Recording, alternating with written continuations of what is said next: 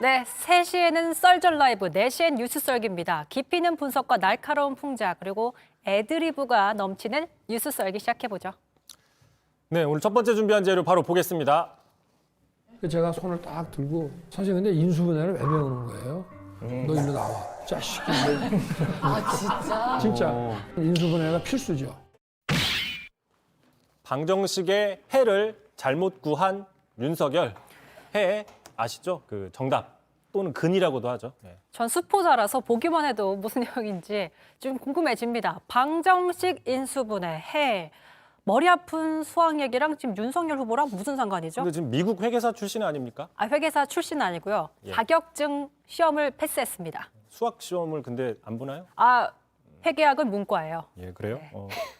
자, 홍진경 유튜브가 있습니다. 공부왕 찐천재라는 유튜브가 있어요. 여기 네. 이제 유명한 사람들이 나와서 공부를 가르쳐주는 컨셉인데 보신 것처럼 자, 이재명 후보는 내일 그 산수 수학의 도형의 닮음에 대해 풀이라고요. 안철수 후보는 이미 여러 번 나왔었죠. 유전법칙도 얘기를 했었고 지난 7일에는 원주율을 얘기를 했습니다. 자, 윤석열 후보 어제 출연분이 공개가 됐는데 중학교 수준의 2차 방정식을 인수분해로 푸는 방식을 좀 보여준 거죠. 그래서 오늘 윤 후보가 출연해서 인수분해를 이용한 2차 방정식 풀이를 선보였는데 그 해가 잘못됐다.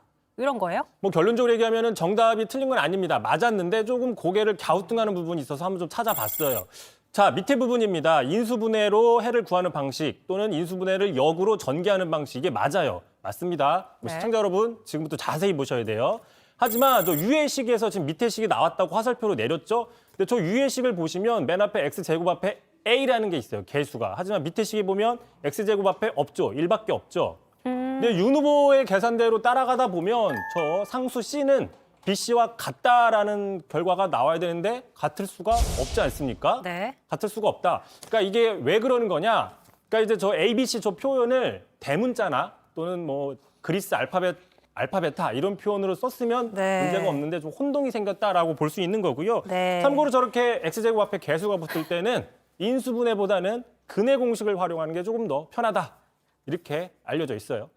머리가 막 너무 아픈데 시청자분들 다 떠나시겠어요. 어쨌든 키워드처럼 해를 잘못 구했다고 한 건지 지금 대선 후보 뉴스를 보도하려면 중학생이 풀 수 있는 2차 방정식의 수식도 잘 설명을 해줘야 되는 건지. 그렇게 아니까 이렇게 설명을 해야 되는 거죠. 좀 알아야 되는 측면이 있다. 네. 뭐 이렇게 볼 수 있는 건데, 자 지금 이거 얘기하려고 하는 게 아니라요. 지금 어제 윤석열 후보가 다른 발언을 했는데 그 부분이 좀 더 고개를 갸우뚱하게 한다라는 거죠. 자 뭐냐 고등교육에 대해서 그 해법을 제시했는데 좀 이런 얘기를 했습니다. 바로 들어보겠습니다. 이제 한 중학교까지는 정규 교과 과정 똑같이 배우는 시간을 좀 줄이고 좀 다양한 거를 배울 수 있게 해주고 고등학교 갈 때는 아예 학교들을 좀 나눠야 될 것 같아. 기술고등학교, 예술고등학교, 과학고등학교, 고등학교부터는 좀 나눠야 될 것 같아요. 자 들으셨죠? 근데 좀 뭐가 이상하지 않습니까? 과학고, 외고, 예술고 이미 나눠져 있지 않습니까? 그렇습니다. 이미 꽤 됐죠. 예전부터. 제가 이제 고등학교 들어갈 땐 90년대 초반부터 이미 과학고나 이런 특수 목적고들이 있었습니다.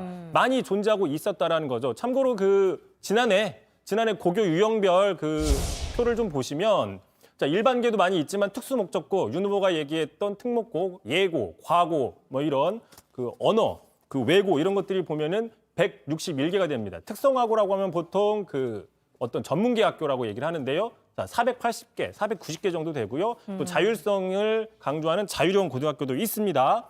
자, 시청자분들 지금 우리 학교는 어디에 해당되는지 한번 좀 보시면 될 것 같고요.